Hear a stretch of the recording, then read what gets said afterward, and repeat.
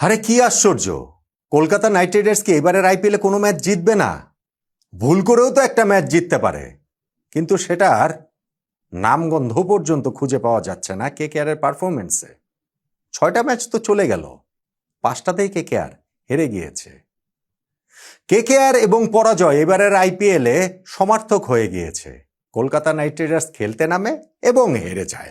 আজকেও তারা হেরে গেল গুজরাট টাইটান্সের কাছে, 5 উইকেটে হেরে গেল। এই ম্যাচটার টার্নিং পয়েন্ট কোনটা তা নিয়েই তো আলোচনা করব। তার আগে আমি আপনাকে একটা কুইজ দেই। গুগলির মতো করে ভাববেন।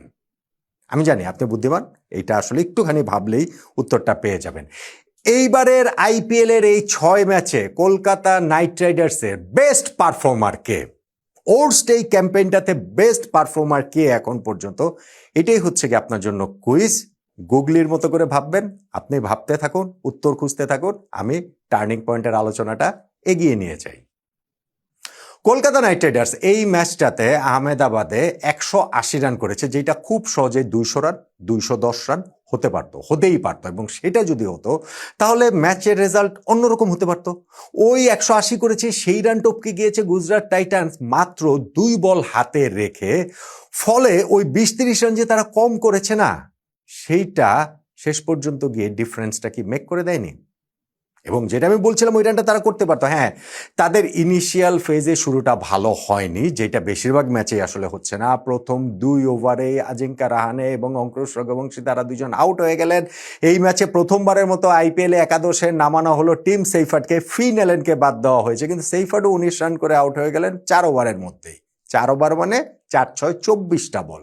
এই 24 বলে 32 রান তুলতে কলকাতা নাইট রাইডার্স 3টা উইকেট হারিয়ে ফেলেছে। এই সংখ্যাটা মনে রাখুন, পরবর্তীতে এটা আমাদের একটু রিলেট করতে পারবো। এই 32 রানে 3 উইকেট 4 ওভারের মধ্যে চলে যাওয়ার পরও কলকাতা কিন্তু ঘুরে দাঁড়িয়েছিল রবম্যান পাওয়েল ও ক্যামেরুন গ্রিন তাদের পার্টনারশিপে। ক্যামেরুন গ্রিন তো এইবারের আইপিএল এর মহাবিস্ময়, অথবা অত বিস্ময় না, কেননা দামি ক্রিকেটারদের একটা কার্স থাকে আইপিএলে, অনেকের ক্ষেত্রেই সেটা দেখা যায়। এইবার সেটা গ্রিনের উপরে এসে ভর করেছে। আগের 5 ম্যাচে তিনি মাত্র 56 রান করেছিলেন সাকুল্যে, লাস্ট ম্যাচটাতে তো গোল্ডেন ডাকি তার ছিল। ফলে এই ম্যাচটা তার জন্য খুবই গুরুত্বপূর্ণ। সব ম্যাচই গুরুত্বপূর্ণ। এইরকম একটা প্রাইস ট্যাগ নিয়ে এসে যখন পারফর্ম করতে পারেন না, তখন প্রতিটা ম্যাচেই মনে হয় যে এই ম্যাচে পারফর্ম করবেন। অবশেষে ক্যামেরুন গ্রিন এই ম্যাচটাতে পারফর্ম করেছেন। রবম্যান পাওয়েলের সঙ্গে একটা পার্টনারশিপ 55 রানের, তাতে করেই কেকেআরের ওই শিফটে একটু স্টেডি হয়েছে। রবম্যান পাওয়েল আউট হয়ে যাওয়ার পর পাওয়েলই সেখানে এগ্রেসরের ভূমিকাটা নিয়েছিলেন। এরপরে অনুকূল রয়ের সঙ্গে গ্রিনের আরও একটা পার্টনারশিপ হলো 50+ রানে, 60 রানে, এবং সেইখানটাতে গ্রিন কিন্তু এইবার তিনি এগ্রেসরের ভূমিকাটা নিয়ে নিলেন।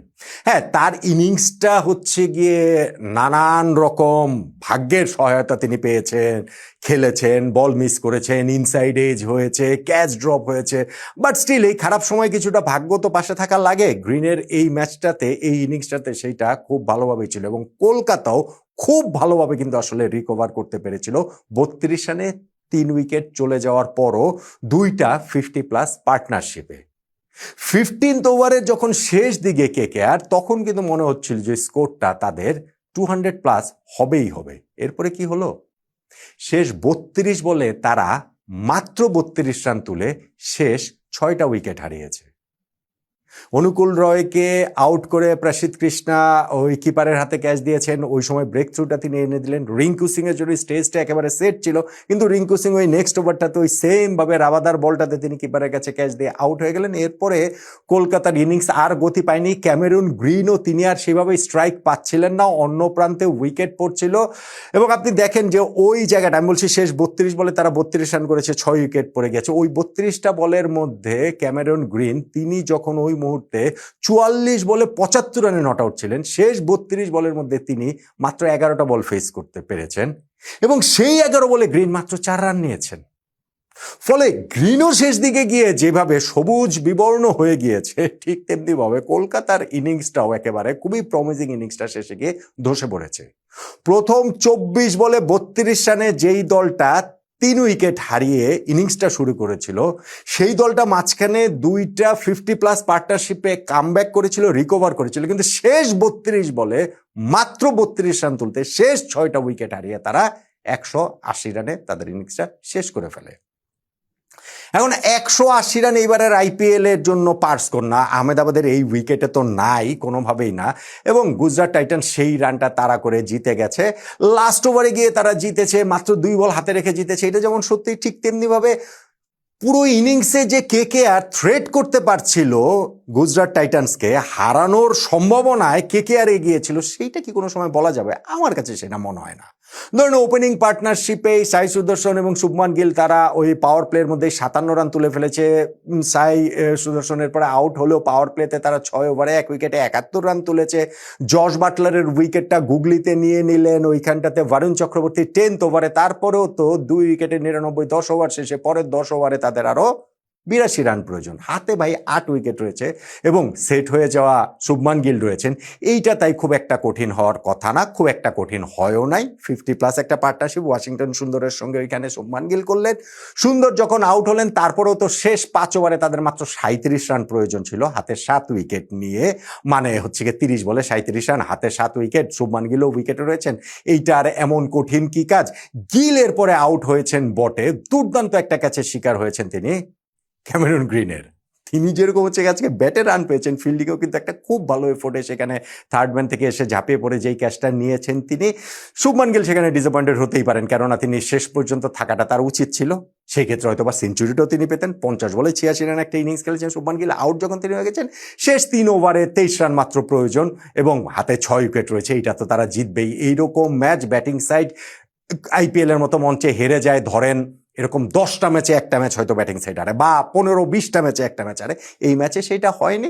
লাস্ট ওভারটাতে গিয়েও 5 রান প্রয়োজন ছিল, গ্লেন ফিলিপস তখন আউট হলেও খুব একটা নাটকীয়তা ওইখানটাতে তৈরি হয়নি। তারা 2 বল হাতে রেখে 5 উইকেটে ম্যাচটা জিতে নিয়েছে গুজরাট টাইটান্স। তাহলে এই যে ম্যাচটা হলো, সেইখানটাতে কলকাতা নাইট রাইডার্স 6 ম্যাচের মধ্যে 5 নম্বর ম্যাচ যে হারলো, গুজরাট টাইটান্স 5 নম্বর ম্যাচে 3 নম্বর ম্যাচ যে জিতলো, সেইখানটাতে টার্নিং পয়েন্ট কোনটা? টার্নিং পয়েন্ট আমার কাছে ভাই তাদের ব্যাটিংয়ের প্রথম অংশটা আমি বাদই দিলাম। প্রথম 24 বলে 32 রান তুলতে যে 3 উইকেট তারা হারিয়েছে, সেখান থেকে তো রিকভার করেছিল, কিন্তু শেষ 32 বলে মাত্র 32 রান তারা যোগ করেছে, শেষ 6টা উইকেট হারিয়ে স্কোরটা যে 200+ হলো না, ওইটাই আসলে কলকাতার পরাজয়ের একটা জায়গা তৈরি করে দিয়েছিল। ওইটাই তাই আমার কাছে টার্নিং পয়েন্ট। আর গুগলিটা যে দিয়েছিলাম, সেটার উত্তরটা আমি নিশ্চিত আপনারা পেরেছেন, আপনি পেরেছেন, অনেকেই আসলে পেরে গিয়েছেন। এইবারের আইপিএলে এখন পর্যন্ত কলকাতা নাইট রাইডার্সের বেস্ট পারফর্মার কে? কোনো ক্রিকেটার না, বৃষ্টি। কেননা 6 ম্যাচের মধ্যে তারা 5টাতে হেরেছে, বাকি যেই ম্যাচটা তারা হারেনি সেইটা পাঞ্জাব কিংসের বিপক্ষে কলকাতার ইডেন গার্ডেন্সের ম্যাচটা বৃষ্টিতে ভেসে গিয়েছিল বলেই পয়েন্ট টেবিলে এখন তাদের নামের পাশে, কেকেআরের পাশে 1টা পয়েন্ট রয়েছে। ফলে বৃষ্টি কেকেআরের এইবারের আইপিএল ক্যাম্পেইনে এখন পর্যন্ত সবচেয়ে বেস্ট পারফর্মার। একমত হবেন নিশ্চয়ই আপনি। আর টার্নিং পয়েন্টের কথা যেটা বললাম, সেইখানেও কি দ্বিমত হওয়ার কোনো সুযোগ আছে?